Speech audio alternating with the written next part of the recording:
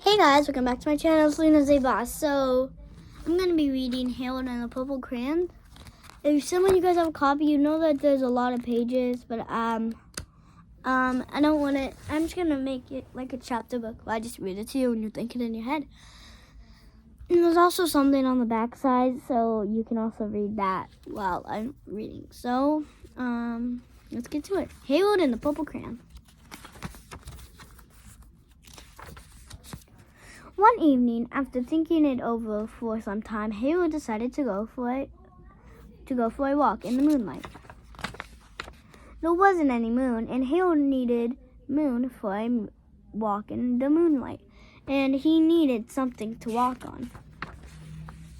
He made a long straight path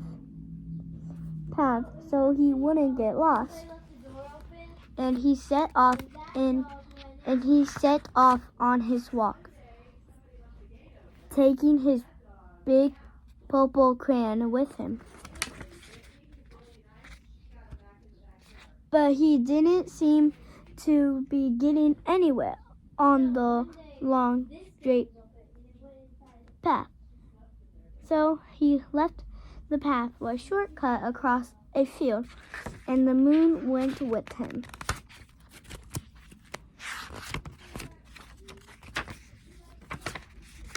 The shortcut led right to where Harold thought a forest would be. He didn't want to get lost in the woods, so he made a very small forest with just one tree in it. It turned out to be an apple tree. The apples would be very tasty, Harold thought, when they got red.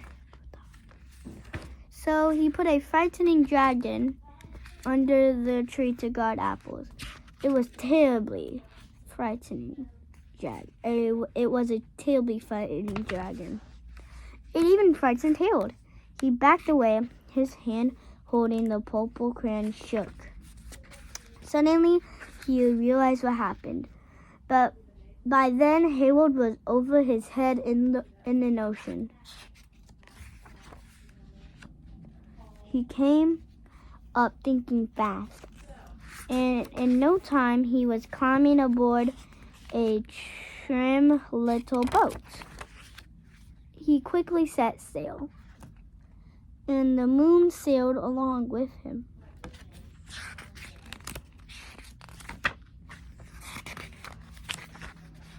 After he had sailed long enough, Harold made land without much trouble.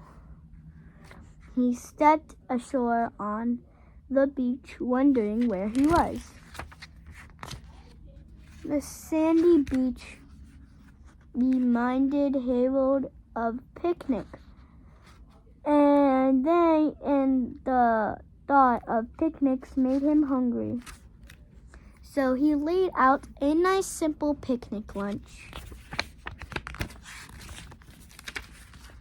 There was nothing but pie, but there were all 9 kinds of pie that Harold liked best. When Harold finished the picnic, there was quite a lot left. He hated to see so much delicious pie go to waste. So Harold left a very hungry moose and a deserving porcupine to finish it up. And off he went, looking for a hill to climb to see where he was. Harold knew that the higher up he went, the farther he could see. So he decided to make a hill into a mountain. He was tired, and he felt he thought he should be getting to bed.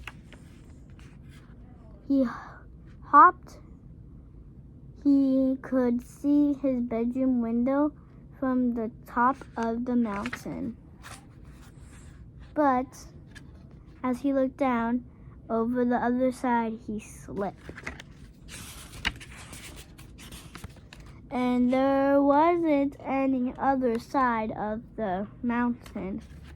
He was falling in thin air. But luckily, he kept his wrists and his purple crayon. He made a balloon and grabbed onto it. And he made a basket under the balloon, enough to stand in. He had a fine view from the balloon, but he couldn't see his window. He couldn't even see a house.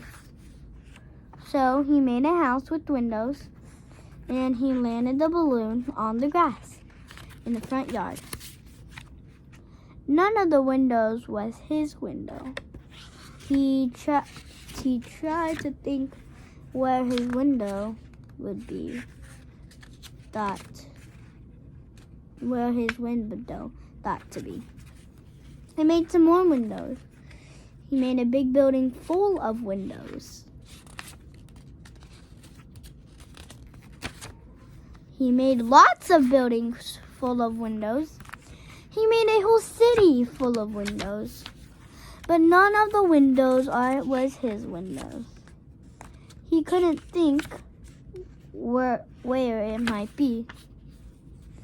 He decided to ask a policeman.